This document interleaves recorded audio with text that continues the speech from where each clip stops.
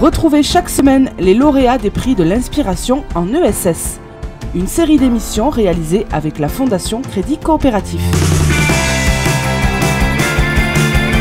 Le Rat Perché, café multiculturel, citoyen et solidaire situé à Arras, vient d'être récompensé pour son engagement social dans les Hauts-de-France par le 3e prix régional des prix de l'inspiration en ESS. Bonjour Amandine Mercier. Bonjour. Vous êtes gérante de ce lieu d'échange et de partage original et dynamique et qui veut rendre la culture plus accessible. Alors expliquez-nous comment est née cette idée de café culturel, multiculturel plutôt. Alors, en fait, c'est un vieux projet qu'on avait. Donc, on est 3 porteurs de projet au départ, Alexis, Clément et moi-même.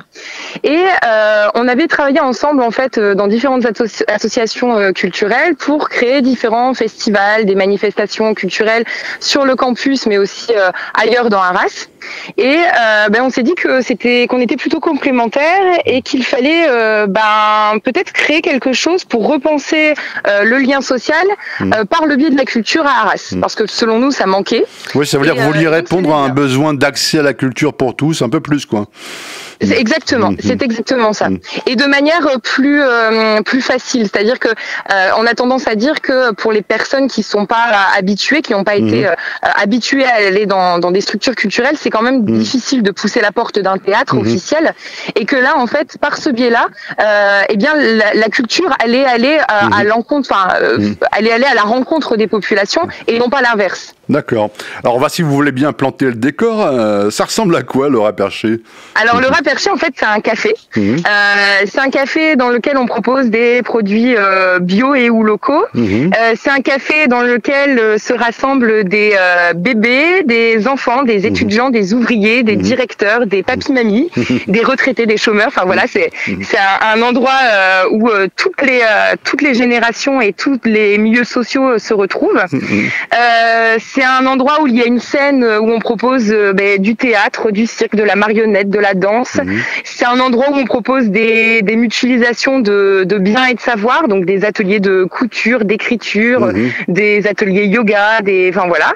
Et puis c'est un endroit surtout en fait de partage et d'échange qui n'a que pour viser cette création de liens sociaux et redonner la parole aux citoyens dans le cœur même du centre de la ville. Est-ce que ça veut dire que le maître mot chez vous, c'est la convivialité ? Exactement. C'est-à-dire que quand vous arrivez chez nous, la première chose que vous voyez, c'est un grand panneau où c'est indiqué "Bienvenue au Rat Perché, bienvenue chez vous". Le but, c'est que vous vous sentiez véritablement comme chez vous.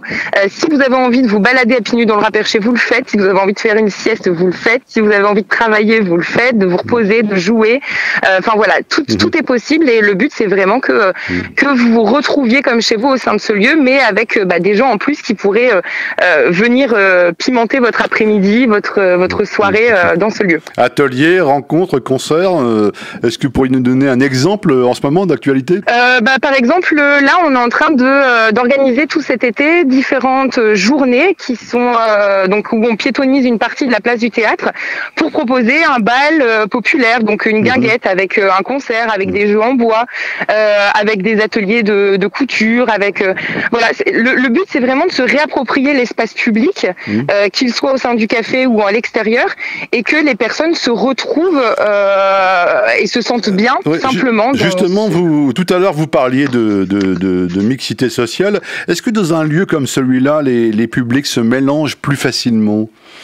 Eh bien oui, en fait, alors c'était vraiment un défi nous au départ. On avait un peu peur de pas y arriver, et en fait c'est vraiment naturel, ça coule de source. C'est assez impressionnant.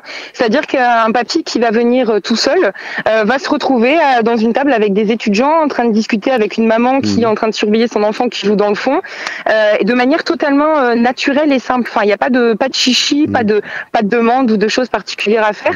En fait, ils se sentent tellement comme chez eux que c'est comme si on était tous en famille et qu'on prenait un repas tous ensemble attablés à la même table, quoi. Globalement, vos tarifs sont abordables, j'imagine? Alors on fait en sorte en fait de proposer des produits bio et locaux qui soient effectivement dans des prix similaires à d'autres cafés dans Arras.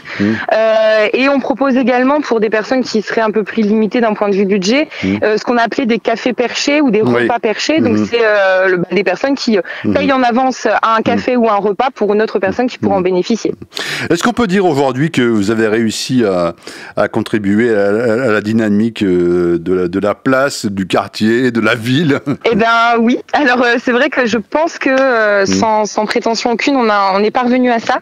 C'était un peu un objectif de pouvoir contaminer, mais joliment en fait, d'abord le quartier puis la ville.